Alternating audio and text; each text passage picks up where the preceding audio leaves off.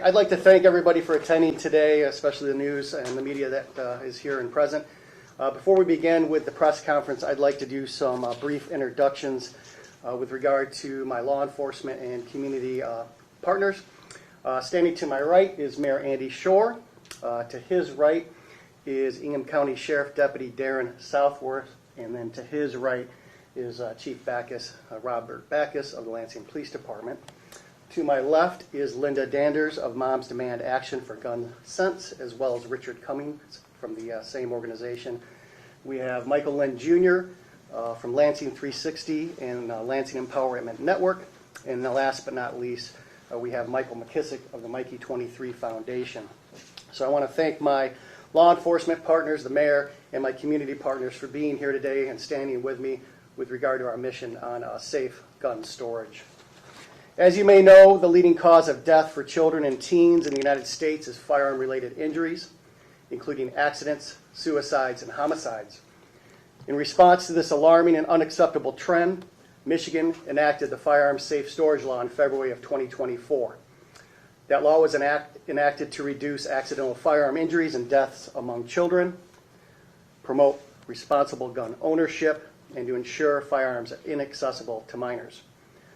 This law requires firearm owners to securely store their weapons when minors are or likely are to be present on their premises. Safe storage means firearms must be stored in a locked box or container similar to the one that I'm holding up here. Or firearms must be unloaded and secure with some type of locking device. These are readily accessible at police departments and will be given out for free. This requirement also applies to motor vehicles. Failure to comply may result in misdemeanor or felony charges, including jail or possible prison time. To support implementation and public awareness of Michigan's safe storage law, $400,000 in grants were awarded to the Prosecuting Attorneys Association of Michigan to assist county prosecutors in educating the public on the new law and its requirements. These funds were provided through a BJA Burn State Crisis Intervention Grant, which is administered by the Michigan State Police. Ingham County was one of 9 counties out of the 82 counties in Michigan to receive funding for outreach efforts, and we are appreciative of that money. I'm proud to announce today that the Ingham County Prosecutor's Office has produced a 30-second TV spot and a 60-second radio spot promoting safe firearm storage and legal responsibilities of gun owners. These PSAs will begin to air in the coming weeks across TV, radio, and social media platforms. And at this time, we're going to go ahead and play both the radio and the video.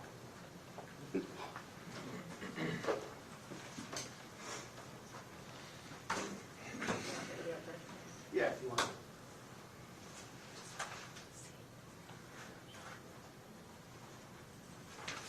This is Ingham County Prosecutor John Duane.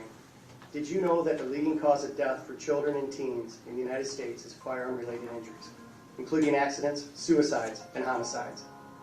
Michigan law requires gun owners to store their firearms safely, especially if a minor is likely to be present in their home.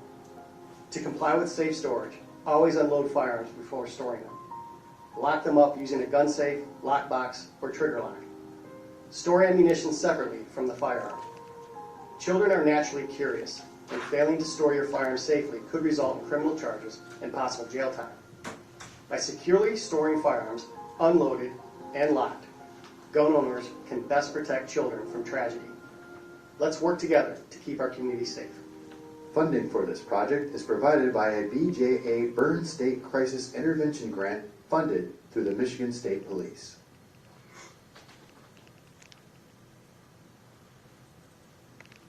The leading cause of death for children in the United States is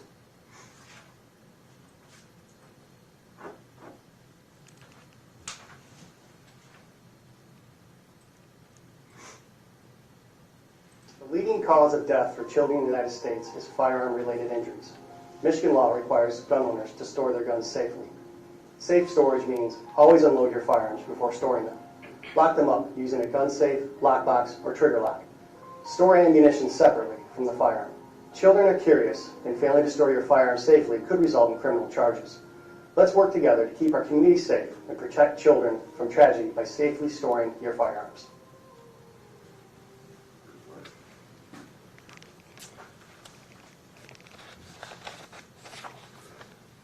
Our mission is clear and the law is clear. If you choose to own a firearm, you have a legal responsibility to store it safely and keep it inaccessible to children. My office is committed to enforcing the Michigan safe storage laws to protect our children from unintentional firearm injuries and to ensure the safety of our community. At this time, I'd open it up for questions or if anybody would like to comment on safe storage. Mayor?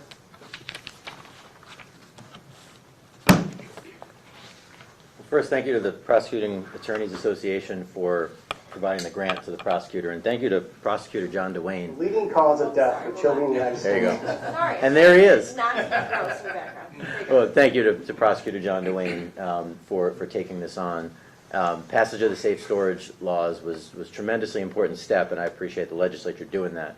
You know, as I'm sitting here watching this, I'm thinking back to the last few years. You know, I remember the situation where a kid came home from school and had been bullied and walked out into the car, into his mom's car, into the glove box, took the gun and killed herself. That is a preventable tragedy. With safe storage, knowing that it's unloaded, knowing that it's not accessible in a glove box, that is a preventable tragedy.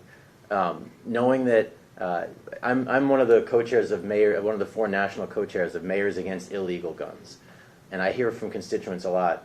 You know, how do these guns, these illegal guns, not legal gun ownership, we're talking illegal gun ownership, how do these guns get in the hands of these kids and people? And we know that theft, right? Theft, breaking into a car and pulling it out of a glove box, breaking it into a home and pulling it and grabbing a gun. If they're not safely stored, they are open to theft, which makes them an illegal gun, which is something that we see all too often as the cause of shootings, homicides, and death. So being able to explain this, to show that you have to safely store a gun, it's the law. It's important not just because you go to jail, but because you could be the responsibility of somebody losing their life and all the trauma that follows that. A few quick numbers, and then I'll leave it up to the experts. But the Mayors Against Illegal Guns say that gun thefts from cars are the largest source of stolen guns. On average, at least one gun is stolen from a car every 9 minutes in the United States. The rate of gun thefts is triple what it was a decade ago from cars. And this includes both consistent increases nearly every year and a spike during the pandemic. So we know that this is a problem. We know that the legislature has done their job and passed safe storage. We know our police officers and our law enforcement are ready to enforce it, and we know that our prosecutor is ready to prosecute those. So the answer is out there. We just need our responsible gun owners to follow that law and remain responsible.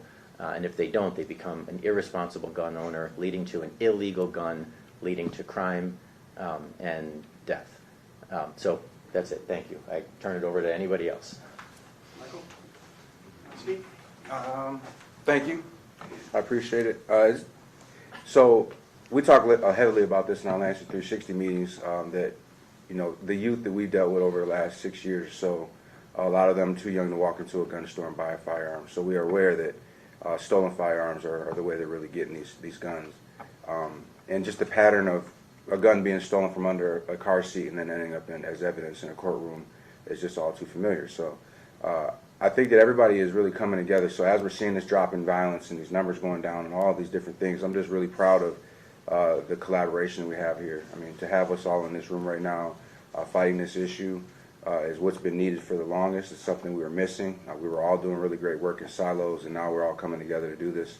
And to have everybody here on the same accord. I'm also a firearms instructor, so I teach this to people, and it's one of the first things I talk about is being a responsible gun owner means just that. And people, it's not just a word, it's not a term. To be responsible means every second of the day that you are having your firearm or don't, it needs to be protected and be stored away.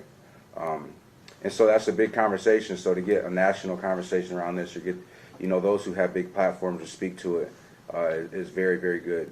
I think what we're all doing is we're suffocating gun violence. I talk about gun violence in my inner circles like a human being or as a person, and it engulfs things, our kids, us as a community, our thoughts, feelings, our fears. It really is the elephant in the room, and we're suffocating it right now.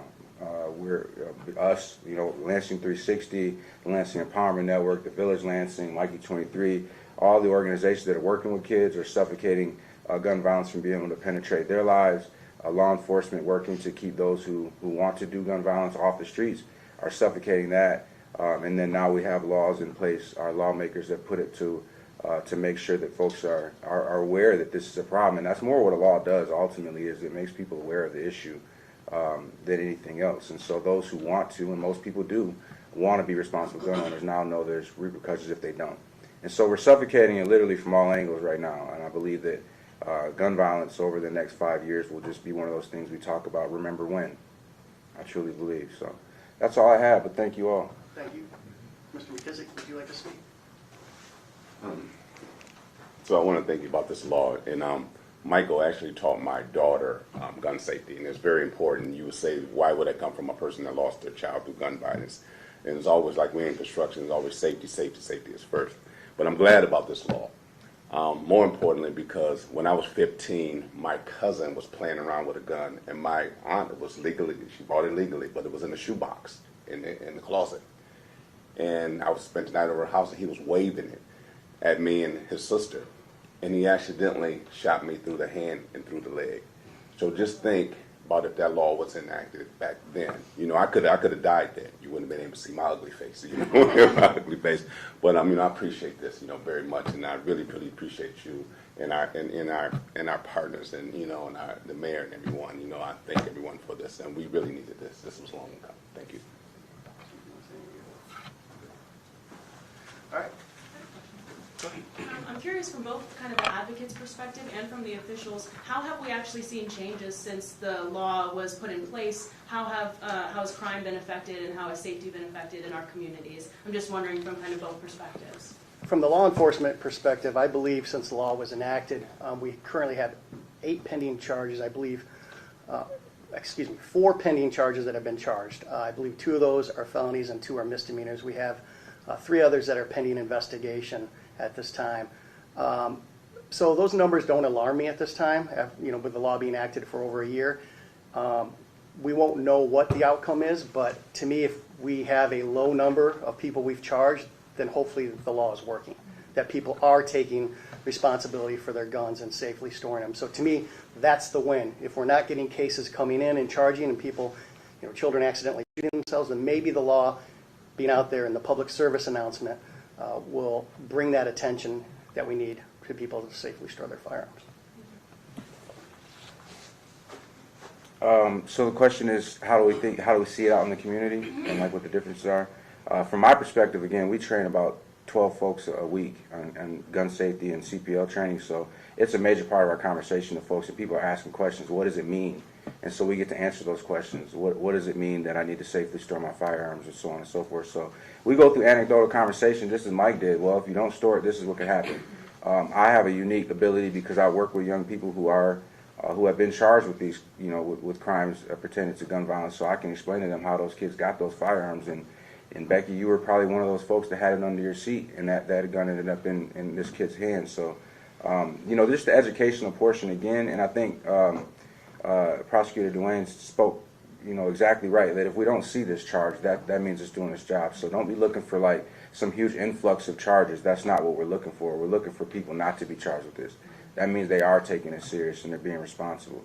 And so, you know, that's the idea. So how we see it as of right now, again, I think another aspect of that is when somebody does mistakenly leave their firearm somewhere, and it can be, you know, sad situations where, you know, somebody leaves and their child was injured by their firearm, but they still have to be charged, and that's a lesson to the world that, hey, it doesn't matter who you are or what the circumstances are, if you do not safely store your firearm, it could end that way. And so I think people need to take it seriously, and we'll see how this goes. So. Thank you. I'll just follow. I don't think parents or gun owners want to be irresponsible, but sometimes life gets busy and you get home and you put your gun on your counter or your kitchen counter, and then all of a sudden you forgot about it, and then your child has access to it. So, you know, I don't think this is typically an intentional crime. It's an unintentional crime, and again, we have to bring awareness to our public about the safe storage laws. Thank you.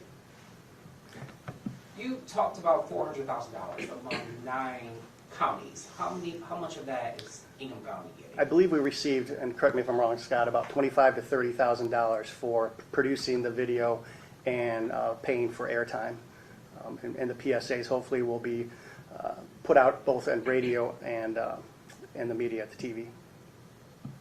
certainly the news are welcome to play for free. Yeah, that's what I was trying to get to that point. Is feel free to do it for free. Don't worry, we were gonna ask. So. And not at 2 a.m, please. Right, right. Good luck with that. Yeah, right. So yeah, we have plenty. I mean, it's a substantial amount of money, and so we were excited to receive it. And again, one of 9 counties out of 82, that was substantial. So, if there are no other questions, we will conclude. People